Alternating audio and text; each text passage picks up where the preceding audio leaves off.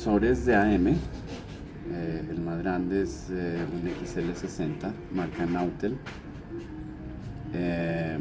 amplitud modulada. La diferencia, hay grandes diferencias entre amplitud modulada y frecuencia modulada, comenzando por las antenas. La antena que nosotros tenemos para AM es una antena que mide 206 metros de altura. Ustedes las pueden localizar cuando salen por la vía a la mesa. A mano izquierda ustedes ven unas antenas muy altas. Allá está Caracol, estamos nosotros, está Todelar, está algunas de William Vinasco. Dependiendo de la frecuencia va el tamaño de la antena y también la potencia del transmisor. Entonces, las frecuencias AM están divididas en locales, regionales y preferenciales. Locales son antenas y son equipos para un alcance local, un municipio, una población. La antena son los 90 metros y los transmisores que se utilizan son transmisores pequeños, por ahí de unos 5, máximo 10 kilovatios. 5 kilovatios. Las regionales, la idea es que tomen un departamento, entonces ya permiten mayor potencia, esas llegan 10-15 kilovatios.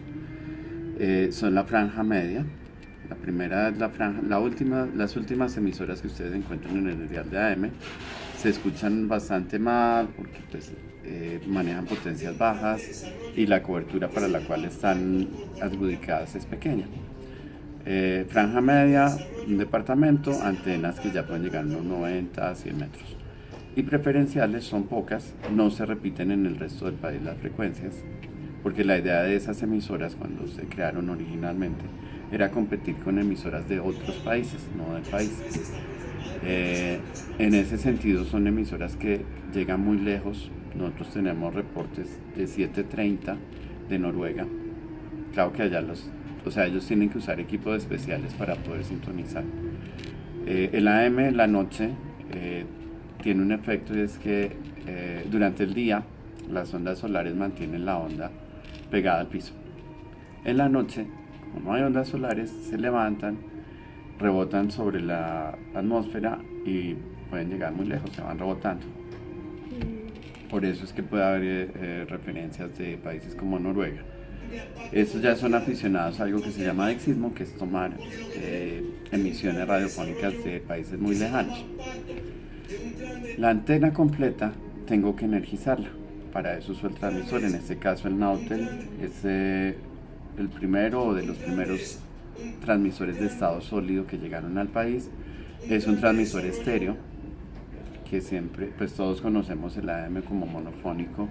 Nosotros tenemos un transmisor que es estéreo, no opera en estéreo porque no hay receptores, nadie compró nunca receptores de AM estéreo y digamos que manejamos hasta 60 kilovatios en antena.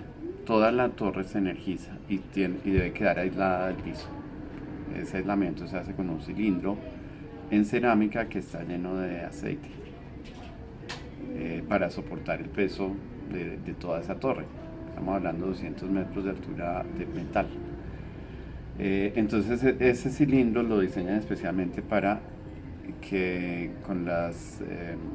con el calor y el frío que los materiales se expanden no se vaya a quebrar, porque si no todo el sistema se caería.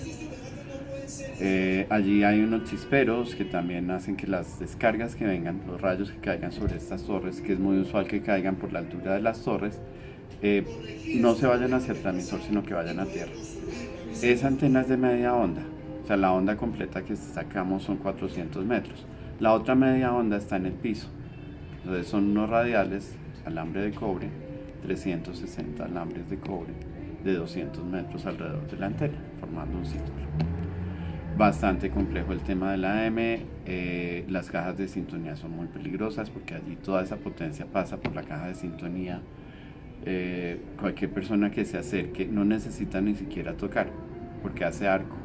Hay tanta energía que puede hacer arco y pasar. Entonces se mantienen aisladas, letreros de restricción, todo esto. El FM, que son el otro tipo de emisoras y de transmisores, su alcance no es tanto como el de AM, es un alcance direccional. Entonces yo busco siempre los cerros más altos, ustedes van a ver las antenas y por supuesto los transmisores de FM están situados en los cerros cercanos a Bogotá. Hay algunas aquí en el Cerro El Cable, que es donde está toda la parte de comunicaciones de la policía, de Defensa Civil, Cruz Roja, todos ellos. Y hay 2 o 3 emisoras que tienen sus antenas allí. Las nuestras están ubicadas en Cerro Cazadores, en La Calera, arriba de La Calera. Allá está creo que la Mega también. En ese momento son nuestras, nosotros mantenemos la propiedad de equipos, de instalaciones, pero están en una negociación con Blue, ellos tienen allá la calle. Ellos acaban de montar aquí, Blue como tal, está aquí en el Cerro El Cable, a mitad de cerro, no está en la parte alta. En ese caso, las torres que se manejan son unas torres de unos 30 metros, en promedio, ¿no? Hay emisoras que tienen torres hasta de 100 metros en las puntas de los cerros. Se busca altura porque como es direccional, tan pronto choca con la primera montaña, se pierde. Hacen unas pequeñas, la onda logra hacer algún pequeño giro o algo así, pero en términos generales, digamos que pierdes la potencia de la onda. En 96.9, como estaba configurada esa antena, llegaba hasta Ibagué, pero porque había visual desde ese cerro hasta la ciudad de Ibagué. Digamos que era como una excepción. En general, todos los radiodifusores en FM buscan cerros muy muy altos. No es algo que sea potestad del radiodifusor. La altura y la localización la asigna el Ministerio de Comunicaciones mediante licitación pública. Entonces ellos licitan las frecuencias comerciales, comunitarias y de interés general. De interés general son las de la policía, el ejército, algunas entidades territoriales, pueden tener emisoras, un departamento o algo así.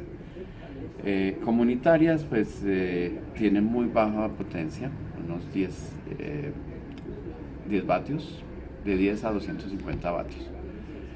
Las comerciales más pequeñas tienen 1 kilovatio, o sea 1000 vatios, y de ahí hacia arriba se clasifican en FM en A, B y C. A, B, C y D. Comunitarias, las comerciales son usualmente A, B y C, siendo C su máximo 5 kilovatios, 5000 vatios.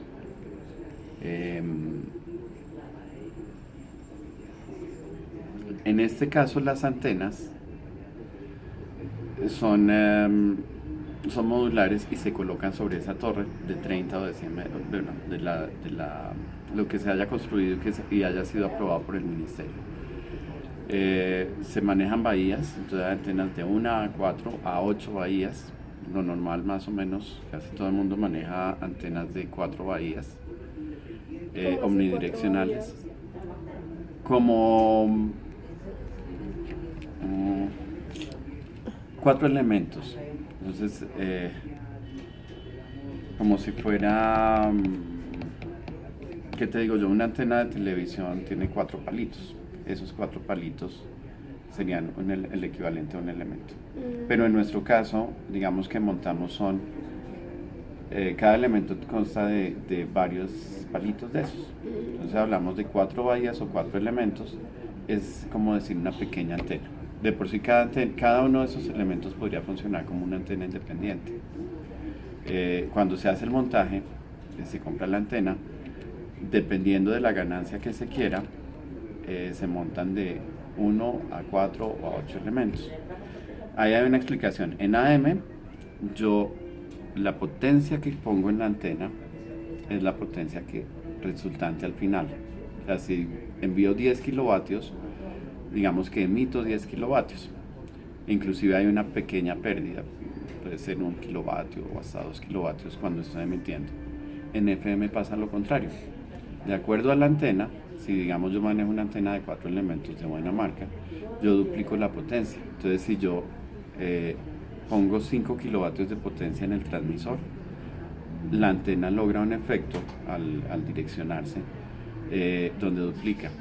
Entonces realmente si hacen una medición aparecen algunos sitios que estoy emitiendo 10 kilovatios, aunque en energía solo esté colocando la mitad.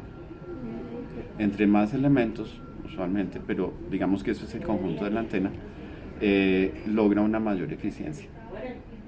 Entonces, digamos que hay ahí también otra gran diferencia entre AM y FM. En AM, digamos que hay un histórico, la radio nació primero onda corta, AM, se manejaban emisoras con potencias muy altas aquí en Colombia. Radio Sustatensa, que fue durante muchos años como la parte histórica de la radio, ellos llegaron a tener un transmisor de 300 kilovatios. En Estados Unidos, ustedes pueden buscar algo de literatura sobre ese tema.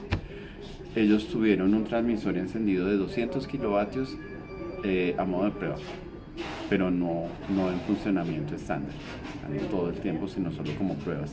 Aquí en Colombia, específicamente Sustatensa manejó uno mucho más grande de 300 kilovatios. Traían técnicos alemanes, los montajes los hacían técnicos alemanes y era, digamos que todo un desarrollo tecnológico muy complejo, muy complicado. Ellos necesitaban tener un equipo de 20 ingenieros permanentemente, o sea, turnos, se rotaban para estar pendientes de los transmisores. Era muy complicado, muy complejo. El FM, por su parte, digamos que nace con unos transmisores más pequeños. O sea, sí hay transmisores hasta 30, 40, 50 kilovatios, pero no es normal manejar ese tipo de potencias porque la onda se pierde. En AM valía la pena porque la onda no tenía limitantes. Entre más potencia pusiera yo, más lejos llegaba. En FM yo puedo poner toda la potencia del mundo, pero si tengo un cerro al frente, hasta ahí llegué. Digamos que la operación de los transmisores se maneja por dos cosas. Una, hasta dónde quiero llegar. Entonces, ¿qué potencia coloco?